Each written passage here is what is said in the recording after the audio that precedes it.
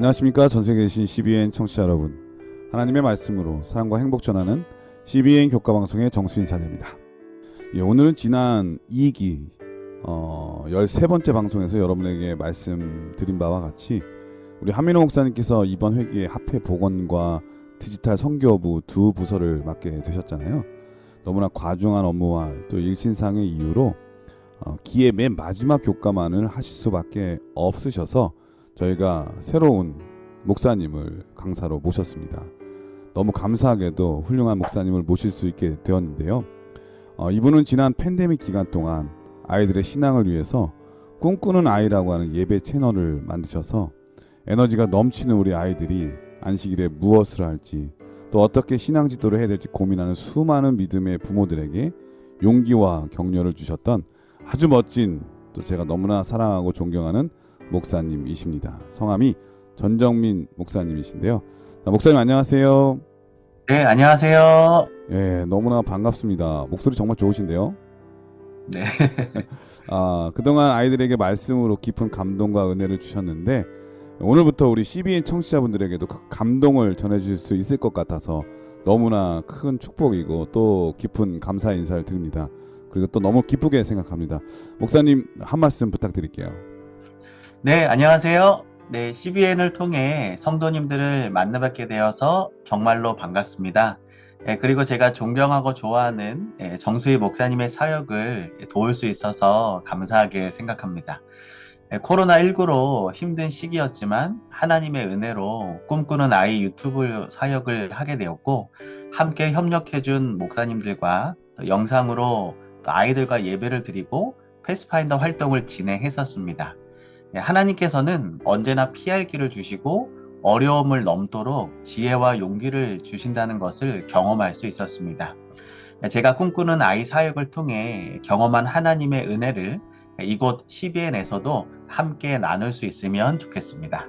와우, 정말 기대가 됩니다. 우리 청취자분들 네. 우리 목사님을 위해서 많이 기도해 주시고 관심을 가져주시기를 부탁드리겠습니다. 자, 오늘은 에베소서 두 번째 시간인데요. 제목은 하나님의 위대한 그리스도 중심의 계획이라고 하는 제목입니다. 먼저 기억절 말씀을 읽어드립니다. 찬송하리로다 하나님 곧 우리 주 예수 그리스도의 아버지께서 그리스도 안에서 하늘에 속한 모든 신령한 복을 우리에게 주시되. 에베소서 1장 3절 말씀이었습니다. 자, 오늘 에베소서의 두 번째 시간은 하나님의 위대한 그리스도 중심의 계획이라고 하는 제목인데 어떤 말씀일까요? 네. 요즘은 누군가에게 감사를 표현하는 것이 참 쉬운 세상인 것 같습니다. 대부분의 한국 사람들은 카카오톡을 사용하고 있습니다. 카카오톡 내용이 올라오면 이모티콘을 찾아 손가락으로 터치만 하면 감사합니다와 관련된 이미지가 상대방에게 전달됩니다. 예전에 누군가에게 감사의 마음을 전할 때 어떤 말로 감사를 전할까? 어떤 글로 감사의 마음을 잘 전할 수 있을까 고민했던 시절에 비해 요즘에는 너무나도 쉽고도 간단하게 감사를 전할 수 있는 것 같습니다. 그런데 과거와 지금을 비교해 볼 때 감사의 깊이와 감동은 조금 다른 것처럼 느껴지는 것도 사실입니다. 우리가 에베소서를 읽어보면 사도 바울은 장엄한 송영으로 성부와 성자와 성령을 찬양하고 있습니다. 그리고 각 부분은 찬미하게 하려 하심이라는 말로 끝이 납니다. 에베소서 1장 3절에서 6절까지는 성부, 즉 하나님 아버지에 대한 찬송입니다. 그는 우리를 복주시며 우리를 택하사 자녀로 삼으시고 은혜를 거저 주시는 분이라고 찬송하고 있습니다. 에베소서 1장 7절에서 12절은 성자이신 예수 그리스도에 대한 찬송입니다. 우리가 그리스도를 찬송하는 것은 우리가 그리스도 안에서 그의 은혜의 풍성함을 따라 그의 피로 말미암아 구속, 곧 죄 사함을 받았기 때문이라고 말합니다. 에베소서 1장 13절과 14절은 성령에 대한 찬송입니다.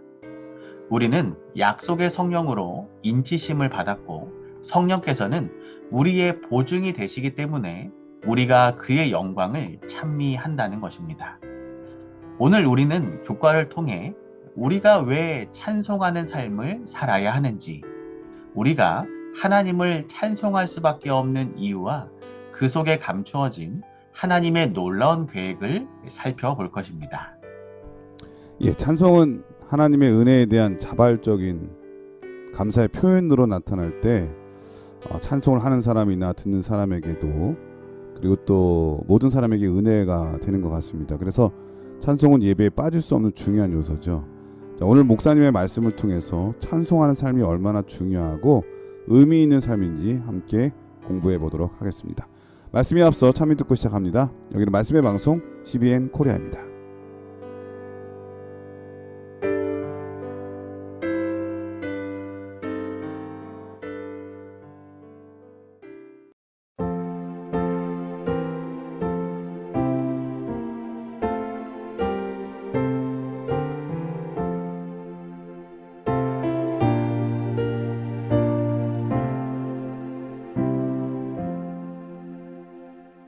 주여 나의 목자니 내게 부족함 없도다. 저 푸른 풀밭 잔잔한 물가 날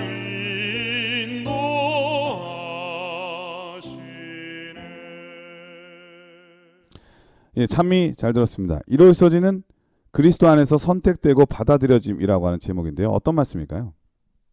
네, 우리가 에베소서 1장을 읽어보면 중요한 키워드를 하나 발견할 수 있습니다. 바로 그리스도 안입니다. 그리스도 안이란 말은 신약 성경에 몇 번 나올까요? 지난 시간에 우리가 배우긴 했는데 제가 기억나는 네. 것은 에베소서를 한마디로 하면 그리스도 안이라고 하는 책이다. 이런 얘기는 기억이 납니다. 네네. 신약 성경에서 그리스도 안이란 말을 찾아보면 164번이 나옵니다. 네. 그 중에서 에베소서에서만 35번이 기록되어 있고요. 그 중에서 10번이 1장에 나타나고 있습니다. 네, 그리스도 안이란 말은 바울 신학의 핵심인데요. 바울은 이 말로 풀리지 않는 의문과 모든 신비의 해답을 찾았습니다. 아시아의 중심 도시이고 이방인의 도시이며 아시아의 어머니 교회인 에베소 교회에 이 사도 바울은 이 신앙의 중심 교리를 가르쳐주고 싶었던 것이죠. 바울은 에베소서 1장 3절에서 하나님께서 그리스도 안에서 하늘에 속한 모든 신령한 복을 우리에게 주셨다고 하나님을 찬양하고 있는 것입니다. 그런데 그냥 복이 아니라 신령한 복이라고 말하고 있습니다. 우리 교회 성경 주석은 다음과 같이 기록하고 있습니다. 신령한 복은 성령에게 속한 것이고 성령을 통해 촉진되는 것이다. 네, 그러므로 신령한 복이란 성령을 통해 주어지는 복이며 성령께서 우리들의 삶 속에 역사하고 계신다는 사실입니다. 보통 우리 입술을 통해 찬양이 흘러나오는 때는 언제일까요? 뭐 좋은 일 있을 때나 뭐 기분 네. 좋은 일 있을 때, 뭐 일이 잘 될 때, 네, 뭐 마음이 평안할 때일 것입니다. 우리 마음이 이 평화의 시간을 보내고 있을 때입니다. 힘들고 괴로울 때에는 그 문제와 씨름하기 때문에 찬양하는 것이 쉽지는 않습니다. 그리고 또 그런 일을 당할 때 노래를 부르면 사람들이 또 옆에서 그러잖아요. 너는 지금 네. 노래가 나오니? 네, 그러니까 마치 그 고통당할 때 찬양하는 것을 이상하게 여기는 분위기도 있는 것 같아요. 근데 진짜 네. 찬양은 고통 중에 나올 때 그게 기도가 되잖아요. 그것이 진정한 찬양이라고도 할 수 있는 것 같습니다. 네. 그런데 우리가 이 평화를 얻을 수 있는 방법에 대해 선지자는 다음과 같이 기록하고 있습니다. 평화는 하나님의 능력을 의지할 때에 온다. 영혼이 그의 받은 바 빛에 따라서 행하기로 결심하자마자 성령께서는 더 많은 빛과 힘을 주신다. 성령의 은혜는 결심한 영혼과 협력하기 위하여 공급된다. 그러나 이것은 개인적으로 신앙에 활용하는 것을 대신하지 않는다.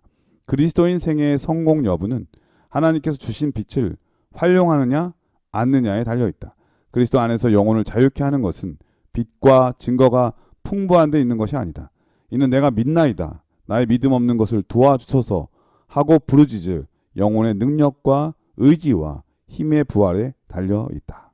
우리가 하나님의 능력을 의지할 때 평화, 이 평안함이 이르러 오고 성령께서 더 많은 빛과 힘을 우리에게 주신다는 것입니다. 사실 우리가 우리가 불안할 네, 때 네, 나보다 더 능력 있는 사람이 옆에 있거나 내가 네. 도와주러 갈게 하고 전화 연락 주신 다음에 찾아오면 정말 기분이 좋잖아요.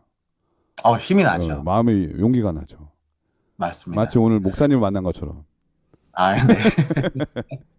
네, 우리가 깜깜한 밤길을 홀로 걷기보다는 누군가와 함께 걸을 때, 누군가의 손을 꼭 붙잡고 걸을 때 더 용기가 나고 힘이 나는 것처럼 우리가 성령 하나님을 의지할 때 참된 평안이 이르러 오고 우리가 찬양할 수 있는 것입니다. 에베소서 1장 4절입니다. 곧 창세전에 그리스도 안에서 우리를 택하사 우리로 사랑 안에서 그 앞에 거룩하고 흠이 없게 하시려고. 하나님께서는 창세 전에 그리스도 안에서 우리를 선택하셨습니다.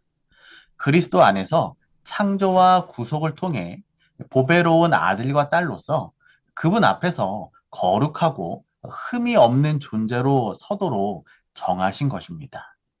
우리는 이미 그리스도 안에서 택함을 받은 자들로서 죄 사함을 받았으며 그리스도 안에서 하늘에 속한 모든 신령한 복을 누릴 수 있는 축복을 받은 존재입니다. 하지만 이 사도 바울은 디모데후서 4장 7절에서 내가 선한 싸움을 싸우고 나의 달려갈 길을 마치고 믿음을 지켰다고 고백한 것처럼 이미 우리는 그리스도 안에서 택함을 받았지만 여전히 선한 싸움을 싸우고 믿음을 지켜야 하는 것입니다. 오늘 그리스도 안에서 이미 선택된 성도들로서 하나님 주시는 복을 충만히 누리시고 선한 싸움을 통해 믿음을 지키는 저와 우리 모든 성도님들 되시기를 소망합니다. 이럴서지는 그리스도 안에서 선택되고 받아들여짐이라고 하는 제목인데요. 우리 하나님께서 우리를 왜 선택하셨는가? 왜 창조하셨는가? 그냥 어쩌다가 한번 갑자기 번뜩이는 아이디어로 한번 만들어 볼까 이렇게 만든 게 네. 아니라 네. 이 사람이 혹 어떤 일이 있을지라도 내가 그 모든 삶을 책임진다고 하는 그런 계획 아래서 우리 인류가 창조된 거잖아요. 그렇기 네. 때문에 우리는 언약의 백성, 사람은 처음부터 약속된 언약이 주어진 인류라고 하는 것을 배울 수가 있었습니다. 그런데 그런 사람들이 하나님께서 원하시는 대로 가장 살 수 있는 방법은 하나님 안에 있을 때 유지되고 그리고 그 복이 점점 커질 수 있다고 하는 거 우리 목사님께서 말씀해 주셨습니다. 월요일 소지는 값비싼 구속, 아낌없는 용서라고 하는 제목인데요. 어떤 말씀일까요? 네, 에베소 교회는 아시아 여러 교회들을 지도해야 할 어머니 교회였고 또 중심 교회였습니다. 따라서 에베소 교회는 올바른 교회관을 확립할 필요가 있었습니다. 에베소 2장 1절입니다. 너희의 허물과 죄로 죽었던 너희를 살리셨도다. 네, 누가 허물과 죄로 죽었던 우리를 살리셨을까요? 누구일까요? 사랑하는 사람만이 할 수 있는 일이죠. 네. 그리고 나는 이 성경이 이야기하는 그분과 어떤 관계가 있을까요? 우리가 하나님을 알기 전 우리들은 허물과 죄로 죽은 자, 사탄의 명령대로 따르며 사는 죽은 자들이었습니다. 끊임없이 우리를 끌어당기는 죄의 늪에서 우리는 우리 스스로 빠져나올 수 없는 절망적인 상황 가운데 살아가고 있었습니다.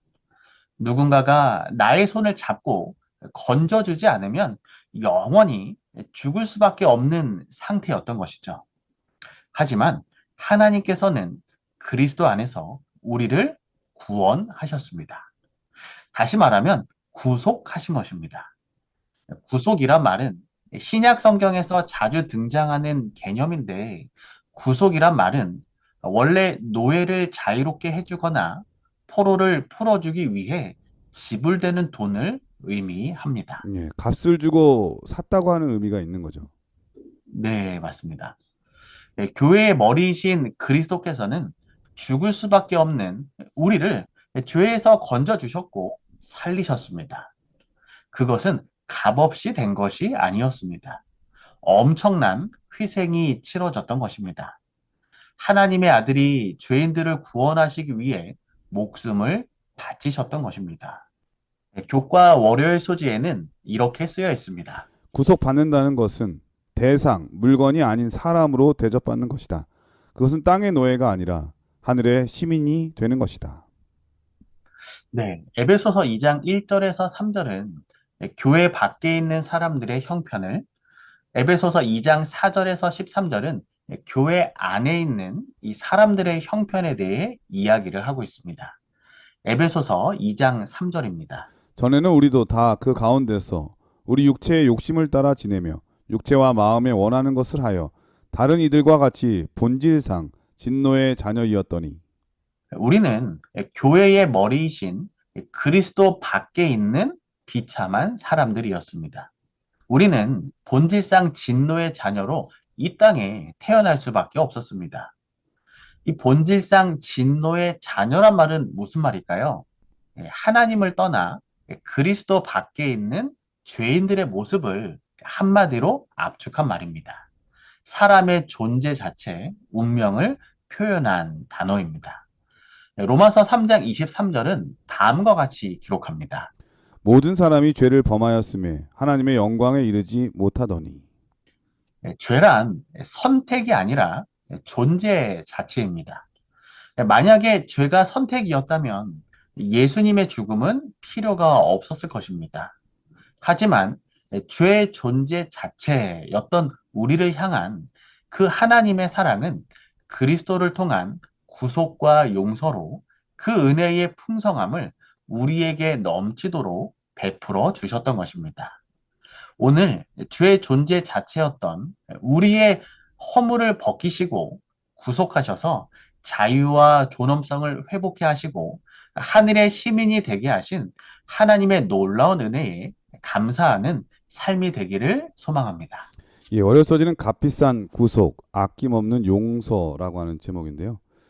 누군가를 용서한다는 것은 반드시 자기 희생이 따르게 되죠. 어떤 심리학자는 용서가 왜 어렵냐 이렇게 질문하면서 이렇게 대답했어요. 사람은 다른 사람의 고통을 즐기는 못된 본성이 있어서 어렵다. 이렇게 용서가 어렵다. 이런 얘기를 한 걸 봤거든요. 저는 그 말이 정말 맞는 것 같아요. 나를 힘들게 하는 어떤 누군가가 갑자기 뭐 일이 생기거나 사고가 나가지고 고생하는 걸 보면 괜히 통쾌한 생각 들잖아요. 그리고 속으로 아이 그 쌤통이다. 이렇게 힘들게 하더니 그런데 그런 마음을 뒤로하고 그 사람을 용서하는 마음을 갖는다는 것은 정말 쉬운 일이 아니죠. 반드시 자기 희생이 필요한데요. 예수님은 십자가에서 용서의 가장 아름다운 모습을 우리에게 보여주셨습니다. 그들을 구속하기 위해서 오신 예수님을 그들 스스로가 조롱하고 욕하고 심지어는 십자가에 매달아서 못 박는 그런 일을 했음에도 불구하고 저들을 용서해달라는 예수님의 기도, 저들이 하는 것을 알지 못한다고 하는 그런 용서의 기도는 정말 우리에게 큰 은혜가 되고 능력이 되는 것 같습니다. 이런 기도가 우리의 기도가 되고 우리의 능력이 되기를 진심으로 소망합니다. 화요일서지는 하나님의 위대한 그리스도 중심의 계획이라고 하는 제목인데요. 오늘 교과 제목인 것 같습니다. 어떤 말씀일까요? 네, 먼저 성경을 보겠습니다. 에베소서 1장 9절에서 10절입니다. 그 뜻의 비밀을 우리에게 알리셨으니 곧 그 기쁘심을 따라 그리스도 안에서 때가 찬 경륜을 위하여 예정하신 것이니 하늘에 있는 것이나 땅에 있는 것이 다 그리스도 안에서 통일되게 하려 하심이라. 성경에서 말하는 비밀은 무엇을 의미할까요? 하나님의 한없는 은혜의 비밀은 그리스도의 생애와 죽음을 통해 선포되고 나서야 풀리기 시작했습니다. 과일이 있기까지 농부의 인내와 수고가 있어야 하듯이 하나님께서 온 인류를 구원하시기 위한 구속의 계획이 이방인에게도 알려지게 된 것입니다. 에베소서를 기록한 사도 바울도 서신 기록을 통해 이방인에게도 놀라운 하나님의 그리스도를 통한 계획을 전하려고 했던 것입니다. 그리스도께서는 죄가 시작되었을 때 어쩔 수 없이 구속의 계획을 받아들이지 않으셨습니다. 그리고 영광스럽지만 고통이 따르는 구속 사업을 마지못해 시작하지도 않으셨습니다. 그리스도께서는 인류를 구속하기 위한 그 놀라운 일을 기꺼이 받아들이셨고 그 일을 하셨습니다. 앞뒤로 재거나 따져보지 않으시고 받아들이신 것입니다. 그리스도의 구속의 계획은 창세 전에 계획되었으며 다시 만물을 그리스도 안에서 연합시키려는 계획이었습니다. 네, 그런 면에서 사람은 바로 언약을 통해서 창조된 존재인 거죠. 그리고 그 사람에게 하나님께서 주신 최고의 선물은 바로 자유라고 하는 것, 선택의 자유라고 하는 것이었잖아요. 네네. 사실 어린아이들에게 자유의 선택을 주면 늘 부모의 뜻대로 선택하는 경우는 많이 없어요. 그런 것 없습니다. 때문에 저 같으면 선택의 자유를 제한할 것 같거든요. 그런데 하나님은 그렇게 하시지 않으셨죠. 왜냐하면 잘못된 선택을 한다 할지라도 그들을 구원하시기 위한 하나님의 계획이 이미 섰기 때문에, 그런 언약 아래서 우리가 창조됐기 때문에 사람은 정말 복받은 그런 존재라는 생각 많이 하게 됩니다. 네, 정말 맞는 말씀을 해주신 것 같습니다. 그런데 그 복을 누리기 위해서는 먼저 연합이 필요합니다. 네. 근데 누구와 연합을 해야 될까요? 바로 그리스도 예수입니다. 그 이유는 그리스도가 만물의 중심이시기 때문이죠. 그리스도는 세상을 창조하셨고 지금도 능력의 말씀으로 만물을 붙들고 계시고 교회의 중심이시자 최고의 희망이 되어 주십니다. 우리가 앞으로 경험하게 될 그 대쟁투의 결말은 죄로 인해 깨어졌던 우주적인 연합이 다시 예수님 안에서 연합되는 것입니다. 다시 말하면 그리스도 예수 안에서 깨어진 연합을 회복하는 것이 하나님의 최종 목적인 것입니다. 그래서 사도 바울은 교회의 주인 되시는 그리스도께서 원하시는 연합을 위하여 에베소서 4장에서 다음과 같이 이야기하고 있습니다. 너희는 유혹의 욕심을 따라 썩어져가는 구습을 쫓는 옛사람을 벗어버리고 오직 심령으로 새롭게 되어 하나님을 따라 의와 진리의 거룩함으로 지으심을 받은 새 사람으로 입으라. 그런즉 거짓을 버리고 각각 그 이웃으로 더불어 참된 것을 말하라. 이는 우리가 서로 지체가 됨이니라. 분을 내어도 죄를 짓지 말며 해가 지도록 분을 품지 말고 마귀로 틈을 타지 못하게 하라고 말하고 있으며. 저는 이 말씀을 읽을 때마다 마음속에 이제 찔림이 있습니다. 이게 저를 향한 말씀인 것 같아요. 왜요? 네, 목사님 네. 혹시 목사님 같이 인자한 분이 뭐 화를 잘 내시지도 않잖아요. 뭐 사람의 모습은 앞뒤로 다르니까 네, 그 상상에 맡기겠습니다. 근데 이 말씀 중에 어떤 게 제일 찔리시는 거예요? 저는 이 말씀 중에서 어, 너희는 유혹의 욕심을 따라 썩어져가는 구습을 쫓는 옛사람을 벗어버리고 음, 그 자기의 진짜 모습은 자기만 안다고 하잖아요. 네. 그래서 그 모습을 벗고 정말 예수님을 닮은 목사로 또 어떤 성도로 살아가고 싶은데 그렇지 못할 때가 많이 있는 것 같아서 이 말씀이 참 마음에 찔리고는 합니다. 목사님도 그 정도 찔리시다면 세상에 대부분의 사람들도 다 그런 찔림이 있지 않을까요? 이게 아닙니다. 옳은 거를 알면서도 그렇게 따르지 못한 자기 자신의 모습을 볼 때 이런 낙심과 절망을 느낄 때가 많죠. 그런데 힘이 되는 말씀이 에베소서 6장 10절에서 11절에 있습니다. 정말로 너희가 주 안에서와 그 힘의 능력으로 강건하여지고 마귀의 괴계를 능히 대적하기 위하여 하나님의 전신갑주를 입으라. 네, 우리가 이 모든 그 싸움에서 이기기 위해서는 하나님의 전신 갑주를 입으면 되는 것입니다. 그 전신 갑주는 쉽게 이야기해서 말씀과 기도로 우리가 이해할 수 있을 것 같습니다. 오늘 그리스도께서 이루실 연합을 위하여 에베소서에서 말하는 그 연합된 교회, 또 연합된 성도가 되기를 소망합니다. 네. 목사님 들으면서 그 옛날 영화 같은 데 보면은 주인공이 막 총에 맞잖아요. 네. 그래서 아 죽었나 싶었는데 나중에 보니까 안에 방탄복 입은 거예요. 죽지를 않아. 네. 이 하나님께서 주신 방탄복, 이 전신갑주잖아요. 네. 이거는 어떠한 마귀의 시험도 우리를 절망하게 하는 어떠한 것도 다 막을 수 있다는 데서 정말 힘이 되고 용기가 되는 것 같습니다. 네, 맞습니다. 네. 예, 화요일서지는 하나님의 위대한 그리스도 중심의 계획이라고 하는 제목이었는데 세상에는 어쩌다 우연히 의인이 된 사람이 종종 있어요. 갑자기 불이 났는데 지나가다가 본의 아니게 막 들어가서 어쩔 수 없이 구하게 되다가 이렇게 뭐 사람을 구해서 막 매스컴에 탄 사람도 있고 네. 길 가다가 쓰러진 할머니를 이렇게 좀 부축해 들고 도와줬는데 뭐 이렇게 매스컴에 나는 경우도 있죠. 어쩌다 의인 된 사람. 혹시 네. 목사님도 그런 경험 있나요? 저는 그런 경험은 없습니다. 저는 그 있어요. 예전에 네네. 지하철역에서 예. 그 할머니가 무거운 짐을 수레에 싣고 예. 이제 계단을 내려가시려고 하는 거예요. 예. 그래서 제가 뒤에서 조용히 수레를 들어드렸는데 음. 그게 할머니가 무게중심이 앞으로 쏠리셨는지 예. 다행히 앞으로 구르시진 않고 예. 그 자리에 털썩 주저앉으셨습니다. 그래서 제가 그건 잘못하면 의인이 아니라 악인이 될 뻔했습니다. 도와드리려다가 그런 경우도 네. 있죠. 네. 근데 본의 아니게 의인 된 적도 있는데 저 같은 경우에는 한 번은 사우나를 간 적이 있어요.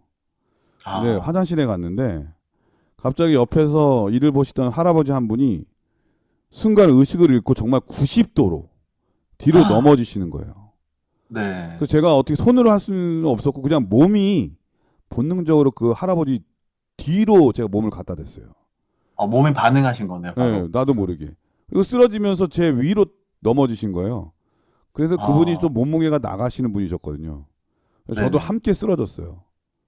목사님 다치지 않으셨나요? 뭐 다행히 다치진 않았는데. 그래서 갑자기 네. 이제 화장실에 있던 사람들이 몰려들었고요. 이제 할아버지를 흔들어 깨우면서 마사지를 계속 해주셨어요. 주변 사람들 네네. 같이. 이제 겨우 이제 할아버지가 눈을 딱 뜨셨는데 주변에서 사람들이 그러는 거예요. 이 젊은이가 할아버지 살렸다고. 이야, 그러니까 할아버지가 눈 뜨자마자 작은 희미한 목소리로 저한테 그러시는 거예요. 고맙다고. 이야. 이거 제가 뭐 계획해가지고 그분을 네네. 살려야 되겠다는 마음으로 한 건 아닌데 본의 아니게 주변 사람들에게 칭찬받는 그런 경험 한 적은 있거든요. 네. 지금 네. 우리는 위인이신 한 목사님과 교각 공부를 하고 있네요, 지금. 제가 얘기하고 싶은 거는 네. 세상에는 어쩌다 의인은 나타날 수 있는데 예수님처럼 우리의 구속을 위해서 또 우리 죄에 대한 용서를 위해서 어쩌다가 한 게 아니시잖아요. 음, 이미 우리가 죄를 범죄하기 전부터 우리를 창조하기 전부터 우리를 구속하기 위한 하나님의 계획이 있으셨고 죄를 지은 다음 이후에는 그 계획이 바로 시작되셔서 이 땅에 하늘의 보좌를 버리시고 오셔서 우리를 위한 화목제물이 되신 거잖아요. 그런 면에서 그분은 늘 우리를 향한 변함없는 사랑이 있으시고 그 사랑이 우리를 살렸다고 생각이 되어집니다. 이 놀라운 비밀 늘 마음에 간직하는 우리가 되어야 하겠습니다. 자, 그러면 찬미 한 곡 들으신 다음에 계속해서 수요일 목요일 소지를 공부하도록 하겠습니다. 여기는 말씀의 방송 CBN 코리아입니다.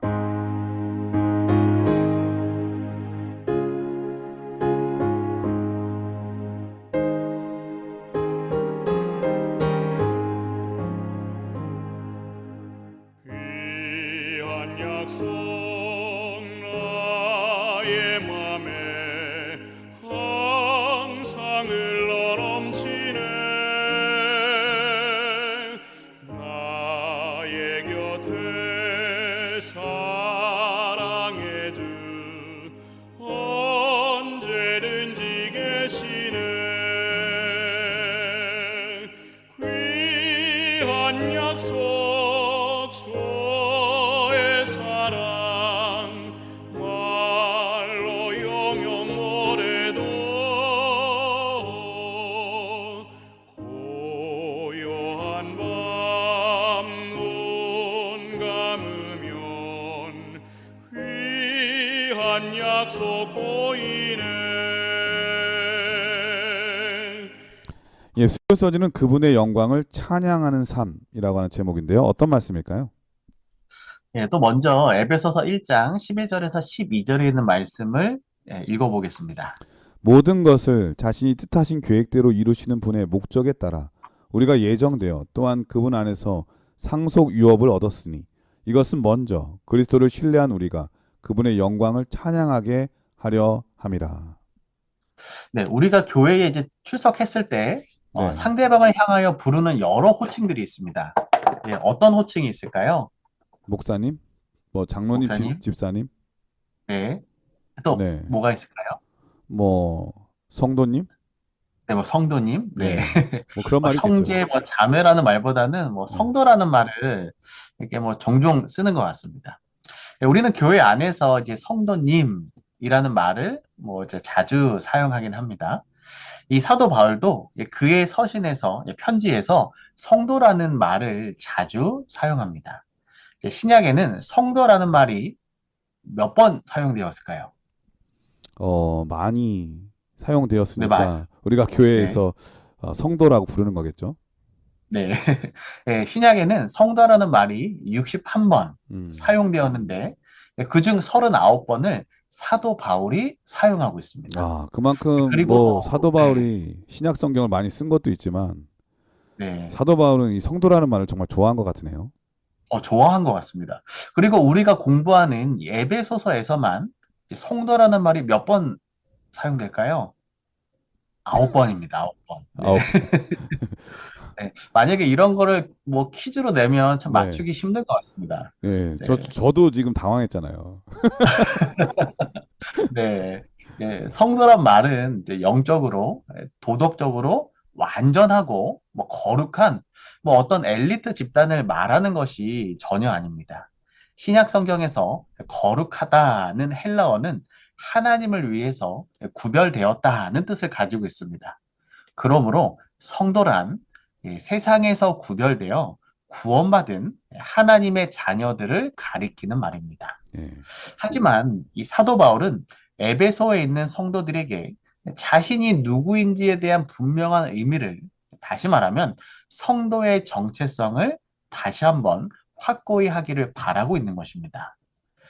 교과책은 우리 성도들은 하나님의 심오하고 영원한 계획에 따라 그리스도를 통해 많은 축복을 이미 누리고 있으며 만물을 그리스도 안에서 통일시키려는 하나님의 계획과 뜻이 우리들의 삶 속에서 이루어지고 있다고 말하고 있습니다.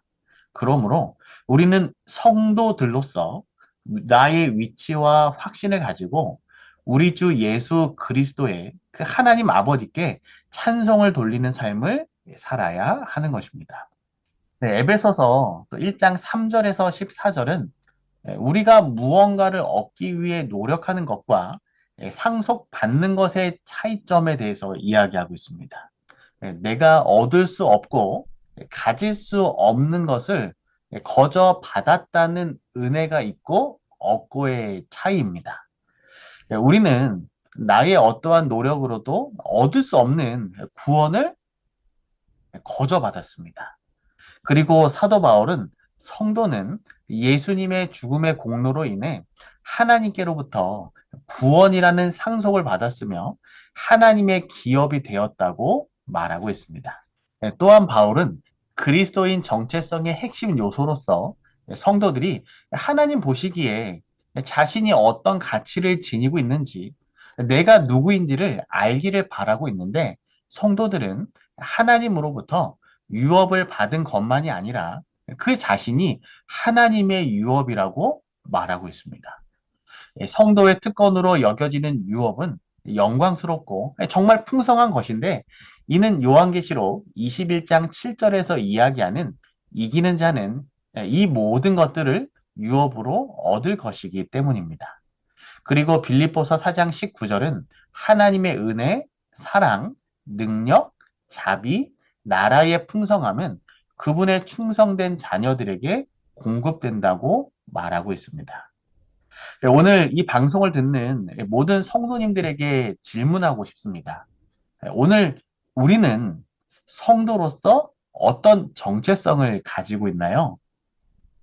그리고 나는 누구인가요? 우리는 부자 아빠를 둔 어, 대단한 자녀들이죠. 네. 이미 우리는 모든 것을 받았습니다. 네. 모든 것을 할 수 있고 모든 것을 얻게 될 것입니다. 네, 우리는 그 모든 것들을 은혜로 상속받았으며 우리 스스로 하나님의 기업이 된 것입니다. 그리고 이 성도의 특권인 이 풍성한 유업을 이미 누리며 살아가고 있습니다. 우리가 매일 하나님을 찬송하지 못할 이유가 무엇인가요? 오늘 우리의 삶이 이 하나님을 향한 그 찬송이 넘치는 삶이 되기를 소망합니다. 예, 수요 서지는 그분의 영광을 찬양하는 삶이라고 하는 제목인데요. 정말 대단한 부모님, 나를 너무 사랑하는 부모님이 계신데 그분이 너무나 대단한 분이면 내가 지금 조금 어려운 일 당해도 걱정할 필요가 없을 것 같아요. 네, 네, 힘들면 부모님 찾아가면 되잖아요. 맞습니다. 변방에서 싸우는 장수가요, 힘에 부칠 때에 연락이 오잖아요. 지금 원군이 당신을 지원하러 가고 있다. 네, 이 얘기를 들으면 변방에 홀로 싸우는 그 장수는 어떤 일을 할까요? 엄청난 힘을 그쵸. 얻은 그리고 느낌. 나팔을 용기를 불라고 하고 군가를 네. 부르라고 하겠죠. 네, 그럼 상대방이 뭘 느낄까요? 뭔가 좋은 일이 있는 거 아니야? 뭔가 대단한 일이 있는 거 아니야? 겁을 먹게 되죠. 네, 하나님께서는 우리에게 약속하셨습니다. 우리를 홀로 두지 않겠다고. 어떤 어려움이 있으면 항상 너와 함께 해주시겠다고. 그러니까 우리는 네, 찬송해야 될 이유가 너무나 분명한 사람들인 거죠. 맞습니다. 네, 예전에 제가 읽은 그 이야기 중에 하나는 러시아 군대가 어느 이제 마을을 지나가는데 이 마을 사람들이 난리가 난 거예요. 이제 곧 우리는 러시아의 군대에 짓밟히게 됐다. 그때에 아, 한 교회 목사님이 마을 사람들을 모으죠. 우리가 해야 될 수 있는 일은 아무것도 없는데 하나님께 기도하자고. 그러면서 네, 찬송을 부르게 하더랍니다. 네, 그러니까 러시아 군대가 다가왔는데 마을 안에서 노래 소리가 들리는 거예요. 이게 무슨 일인가? 야, 이건 분명히 필시 뭐가 오는 거예요? 이 마을을 구원하기 위한 지원군이 온다는 생각이 든 겁니다. 네. 그래서 이 러시아 군대가 옆으로 돌아갔다는 거 아닙니까? 그냥 지나쳐 간 거군요. 예, 딴 데로 돌아간 거죠. 여기에는 네. 뭔가 이유가 있다 이렇게 생각을 한 거죠. 우리의 삶 속에서 힘들고 어려울 때도 찬양할 이유가 여기에 있는 것 같습니다. 왜냐하면 네. 우리를 도우시는 하나님은 능력의 하나님이시고 언제라도 우리를 도울 준비를 이미 마치셨기 때문 아니겠습니까? 이런 하나님이 맞습니다. 계심을 인해서 힘과 용기를 갖는 여러분 되시기 간절히 바랍니다. 목요일 소지는 성령, 인장, 그리고 계약금이라고 하는 제목인데요. 어떤 말씀일까요? 네, 에베소서 1장 13절에서 14절입니다. 그 안에서 너희도 진리의 말씀, 곧 너희의 구원의 복음을 듣고 그 안에서 또한 믿어 약속의 성령으로 인치심을 받았으니 이는 우리의 기업의 보증이 되사 그 얻으신 것을 구속하시고 그의 영광을 찬미하게 하려 하심이라. 네. 우리들의 삶에서 이제 이 성령의 중요성을 이야기할 때 사도 바울은 성령에 대해 두 가지 표현 또는 은유를 사용하고 있습니다. 첫 번째로 바울은 이 성령을 인장으로 묘사하고 있습니다. 고대 시대의 인장은 법률과 계약서, 어떤 사본 인증, 물품의 정확성을 확인할 때 거래, 계약, 편지, 유언장, 입양 등 다양한 용도의 이 인장을 사용했습니다. 인장이 도장인 거죠? 예, 맞습니다. 네. 이 물건에 각인된 인장은 소유권과 보호를 나타내었습니다. 목사님은 혹시 그 인감도장, 네. 중요한 도장을 어디다 보관하시나요? 그건 비밀입니다. 비밀인가요? 비밀인 것이 정답입니다. 왜냐하면 아니, 그게 정말 아니라 중요한 것이기 때문입니다. 지금 순간 질문을 하셨는데 네. 제가 인장을 어디다 뒀는지 지금 생각이 안 나가지고. 네. 어디다 두셨는지는 아셔야 돼요. 예. 한번 찾아보겠습니다. 네네. 에베소서에서 이 성령의 임재는 이 성도들이 하나님께 속해 있음을 표시하고 그들을 보호하겠다는 하나님의 약속이었습니다. 그래서 약속의 성령으로 인치심을 받았다고 사도 바울은 이야기하고 있는 것입니다. 그런데 우리가 이 인치심을 받는 조건이 있는데 바로 하나님을 믿는 것입니다. 우리가 진리의 말씀, 곧 구원의 복음을 듣고 믿는 순간 성령 하나님께서 나를 인치신다는 것입니다. 우리가 하나님의 인치신 소유물이 되는 것입니다. 네. 얼마나 놀라운 일인지 모르겠습니다. 맞아요. 이 도장이 정말 중요하죠. 그래서 옛날 어른들은 자녀들에게 함부로 도장 찍지 말라고 늘 조언하시잖아요. 네, 왜? 맞습니다. 왜 그러냐면 이 도장은 확증의 표시가 되기 때문에 그렇겠죠. 네. 그런 면에서 성령은 바로 우리 하나님의 언약에 대한 보증이 되신다고 하는 그러한 의미로서 이 인장으로 표현됐다고 하는 것을 우리가 느낄 수가 있네요. 또 두 번째로 또 이제 사도 바울은 성령을 보증해 주시는 분으로 이야기하고 있습니다.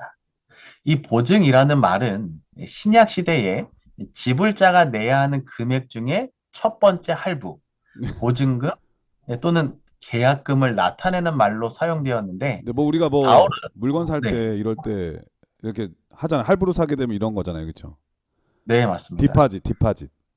네, 디파짓. 네. 우리 뭐 할부 가끔 종종 사용하지 않나요? 네, 그러니까. 네. 예. 이런 여러 가지 의미로 사용되었는데 바울은 성도들은 이 보증에 대한 계약금을 지불하지 않아도 된다라고 말합니다. 그 이유는 하나님께서 이미 보증에 대한 모든 비용을 이미 지불해 주셨기 때문이라고 설명합니다.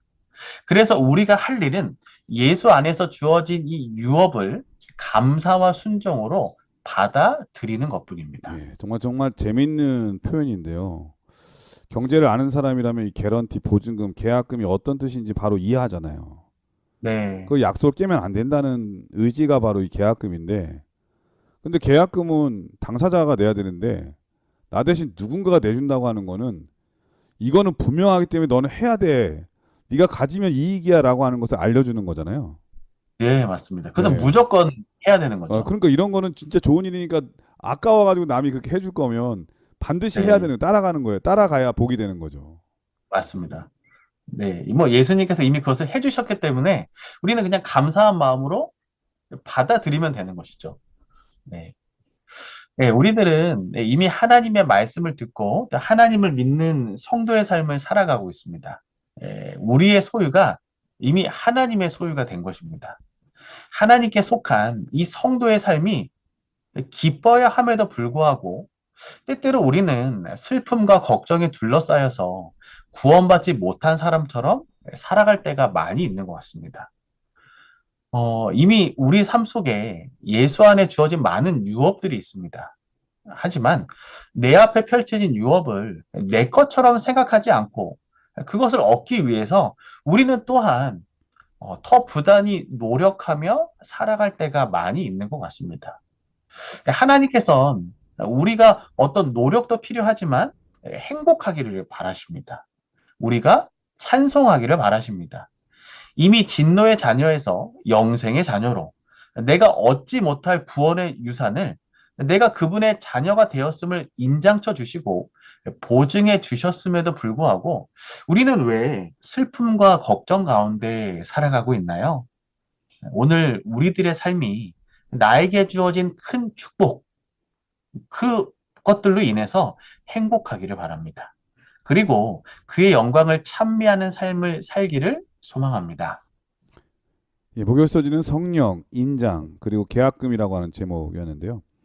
예, 바울은 경제 중심지에 사는 에베소 성도들에게 성령께서 하시는 일을 이 경제적 관념 혹은 법률적 관념으로 아주 이해하기 쉽게 잘 설명해 주심으로써 하나님의 자녀들이 이 언약에 대해서 하나님의 약속에 대해서 신실하게 그리고 또 하나님은 얼마나 성실하신 분인지 알려주고자 하는 의도가 있지 않았나 그런 생각이 듭니다.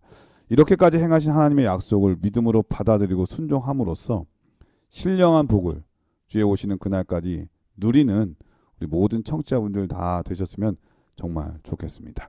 목사님께서 네. 이번 교과를 간략하게 정리해 주시고 기도하고 마치도록 하겠습니다. 네, 교과를 정리하면 우리는 창세전에 그리스도 안에서 택하심을 받은 성도들입니다. 하지만 여전히 선한 싸움을 싸우고 믿음을 지키는 성도의 삶을 살아가야 합니다. 우리는 진노의 자녀로 살아갈 수밖에 없었지만 그리스도의 사랑과 은혜의 풍성함으로 자유를 얻게 되었고 하늘 시민으로 살아갈 수 있게 되었습니다. 우리는 성도들로서 대쟁투의 결말인 우주적인 연합에 동참하는 구별된 성도들입니다. 옛 사람을 벗어버리고 새 사람으로 살아가야 합니다. 우리는 은혜로 구원을 상속받은 성도들로서 이미 풍성한 유업을 누리며 살아가고 있기에 늘 찬송하는 삶을 살아가야 합니다.